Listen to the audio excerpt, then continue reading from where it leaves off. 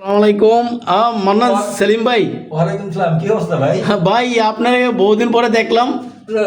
ভাই একটু কাজ কামে, ঈদের মাস একটু কাজ কামে তো থাকতেই হবে, কারণ পরিবার আছে, সব ছেলে সন্তান আছে, ঈদের জন্য সালামি দিতে হবে, নাতি নাতনি আছে, সবার জন্যই তো করতে হয়। ভাই আমাদের কি আপনি ভুলে গিয়েছেন? না না না না, আমি ভুলে গেলে কি আমি আসতাম ভাই?